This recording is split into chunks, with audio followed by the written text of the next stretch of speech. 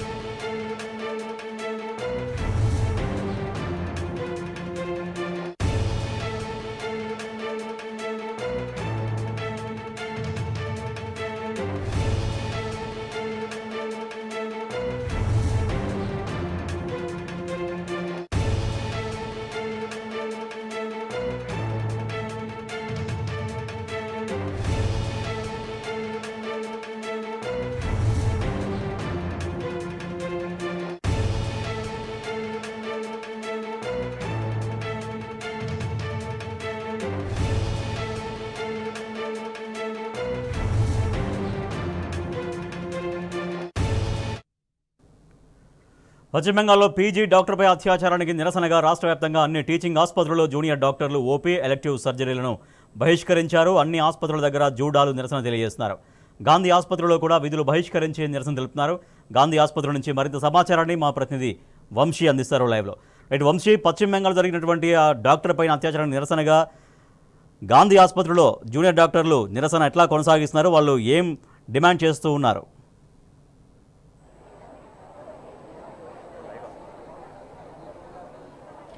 రాజేష్, పశ్చిమ బెంగాల్లో జరిగినటువంటి సంఘటన పీజీ వైద్యురాలపై జరిగినటువంటి అత్యాచారానికి నిరసనగా ఈరోజు రాష్ట్ర వ్యాప్తంగా కొన్ని అన్ని ప్రభుత్వ ఆసుపత్రుల్లో జూడాలు నిరసన కార్యక్రమాన్ని చేపట్టినటువంటి పరిస్థితి కూడా మనకు కనిపిస్తూ ఉంది. ఒకసారి మనము విజువల్స్ లో కూడా చూడొచ్చు. భారీ ఎత్తున ఈరోజు ఏదైతే రాష్ట్ర వ్యాప్తంగా ఎలెక్టివ్ సర్జరీస్ కావచ్చు, ఓపీ సేవలను కూడా బహిష్కరించి వారు నిరసన కార్యక్రమాన్ని చేపట్టడం జరిగింది. అందులో భాగంగా హైదరాబాద్లోని ప్రధాన ఆసుపత్రుల్లో గాంధీ, ఉస్మానియా, ఇతర ఆసుపత్రులు ఏవైతే ఉన్నాయో ఆ యొక్క ప్రాంతాల్లో కూడా వారు ఏదైతే విధులను బహిష్కరించినటువంటి పరిస్థితి కూడా మనం చూస్తూ ఉన్నాము. వారు ఏదైతే తమకు న్యాయం చేయాలనే అంశానికి సంబంధించి కూడా వారు నిరసన వ్యక్తం చేసినటువంటి పరిస్థితి కూడా మనకు కనిపిస్తూ ఉంది. ఇప్పటికే రాష్ట్ర వ్యాప్తంగా కూడా అన్ని ఆసుపత్రులలో ఎలెక్టివ్ సర్జరీస్ని నిలిపివేసినటువంటి పరిస్థితి కూడా మనకు కనిపిస్తూ ఉంది. ప్రధానంగా మనము కొంతమందితో కూడా మాట్లాడించే ప్రయత్నం చేద్దాం, వారి అభిప్రాయాన్ని కూడా మనము తెలుసుకునే ప్రయత్నం చేద్దాం.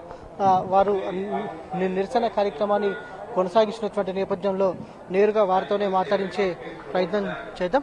మేడం, చెప్పండి మేడం, ప్రధానంగా ఆసుపత్రులలో ఎలాంటి రక్షణకు మీరు డిమాండ్ చేస్తూ ఉన్నారు? ప్రధానంగా గత కొద్ది రోజుల నుంచి కూడా దాడులు జరుగుతున్నటువంటి నేపథ్యంలో ప్రధానంగా పశ్చిమ బెంగాల్లో జరిగినటువంటి ఒక హారబుల్ విషయాన్ని కూడా మనందరం చూస్తూ ఉన్నాం. వెస్ట్ బెంగాల్లో జరిగింది, ఇక్కడ జరగలేదు, ఇక్కడ బాగానే ఉన్నాయి, ప్రొటెక్షన్ యాక్ట్స్ అవన్నీ బాగానే ఉన్నాయి అంటే లేవండి. ఇక్కడ కూడా 2019లో జీవో 103 స్పెషల్ ప్రొటెక్షన్ యాక్ట్ అని తీసుకొచ్చింది మన గవర్నమెంట్, మన స్టేట్ లో. కానీ తీసుకొచ్చిన తర్వాత ఎంతమంది ప్రొటెక్షన్ ఫోర్స్ ఉంటుంది? ఒక గొడవ జరిగిన తర్వాత, గొడవ అంతా అయిపోయిన తర్వాత పోలీస్ పర్సన్ 2-3 ఉంటారు అక్కడ. హాస్పిటల్ మొత్తం ఎలా సరిపోతారు వాళ్ళు?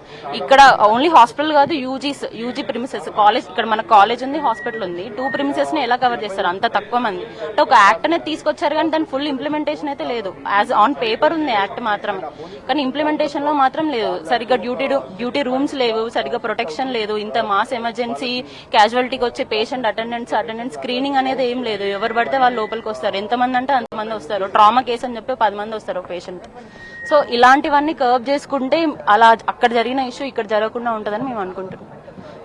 వి demand implementation of the act and మొత్తం కంట్రీ వైడ్, నేషన్ వైడ్ మినిస్ట్రీకి చెప్పేది ఏంటంటే ఒక special protection act with stringent laws and action. ఒక అబ్యూస్ జరిగింది అంటే జరగాలంటే భయపడాలి. ఒక పేషెంట్ అటెండర్ ఒక డాక్టర్ మీద ఏమైనా అబ్యూస్ చేయాలంటే తనకు ఒక భయం కల్పించాలంటే ఆ యాక్షన్స్ అండ్ లాస్ అనేది అంత స్ట్రింజెంట్ గా ఉంటేనే గానీ ఇలాంటివి జరగకుండా ఉంటాయని అనుకుంటున్నాను. తను చెప్పినట్టు యాక్ట్ రావాలి, వస్తేనే మనకు ఫ్యూచర్లో కానీ సెక్యూరిటీ అనేది ఉంటుంది. బట్ దానికన్నా ముందు కోల్కతాలో జరిగిన తనకి ఫస్ట్ జస్టిస్ అవ్వాలి. జస్టిస్ ఎలా అవ్వాలి అని అంటే ఫస్ట్ ఒక ఇంపార్షియల్ ఇన్వెస్టిగేషన్ ప్రాపర్గా జరగాలి అండ్ స్పీడీ ట్రయల్ ఎంత తొందరగా జరిగి దాని తర్వాత ఒక ఎంత స్ట్రిక్ట్ పనిష్మెంట్ ఉండాలి అని అంటే మళ్ళీ అట్లాంటి సంఘటన జరగొద్దు. ఒకవేళ జరగాలి అని చేయాలి అని ఉన్న ఆలోచన కూడా ఎవరికి రాకూడదు. అట్లా ఉంటేనే we can move forward in future. నేను చెప్పాలనుకుంది ఏంటి అని అంటే, ఇక్కడ మనము డాక్టర్స్ తన సొంత క్యాంపస్లోనే తనంత సేఫ్గా ఫీల్ అవ్వలేదు అని అంటే ఇంకెక్కడ సేఫ్ ఫీల్ అవుతారు అనేది మనం ఇది మన వేకప్ కాల్ లాంటిది. మనం ఆలోచించుకోవాలి మనం ఎక్కడున్నామో, ఎక్కడ వెళ్తుంది ఈ సమాజం అనేది. ప్రధానంగా మీ డిమాండ్స్ ఏమున్నాయండి? ఇప్పుడు ఏంటంటే, ఇప్పుడు సిబిఐ ప్రొఫెషన్ ఆల్రెడీ స్టార్ట్ అయింది, కానీ అది ఫాస్ట్ ట్రాక్ అవ్వాలి, ట్రాన్స్పరెన్సీ ఉండాలి. ఇప్పుడు జస్ట్ ఫస్ట్ పాయింటే ఫుల్ఫిల్ అయినందుకు అందరం సైలెంట్ అయిపోతాం అనేసి అలా ఎక్స్పెక్ట్ చేయొద్దండి. అండ్ ప్రాపర్ జస్టిస్ ఫస్ట్ తనకి రావాలి.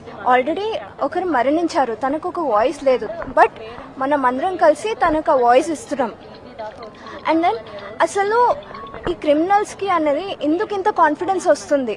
అండ్ ఒకరు మరణిస్తే కానీ ఇవన్నీ బయటకు రాదండి. ఇవన్నీ ఏవైతే అవసరాలు ఉన్నాయో ఎవరు పాటించరా ఒకరు మరణిస్తే కానీ? అది సో ఆ సెంట్రల్ ప్రొటెక్షన్ యాక్ట్ అనేది జస్ట్ అనౌన్స్ చేయకుండా కాకుండా అది ప్రాపర్గా ఇంప్లిమెంట్ చేయాలి. అది నా మెయిన్ రిక్వెస్ట్ అండి. ఖచ్చితంగా ఒక కఠినమైనటువంటి యాక్ట్ని తీసుకురావాలి అనే అంశానికి సంబంధించి కూడా వారు డిమాండ్ చేసినటువంటి పరిస్థితి కూడా మనకు కనిపిస్తూ ఉంది.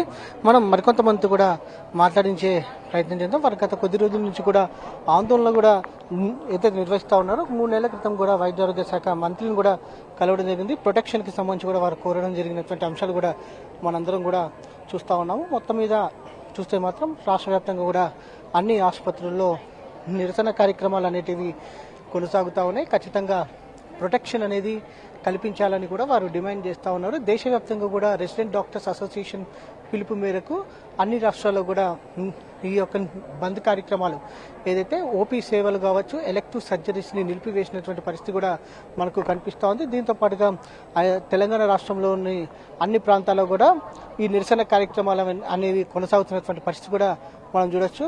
Over the studio. Right, thank you Vamsi.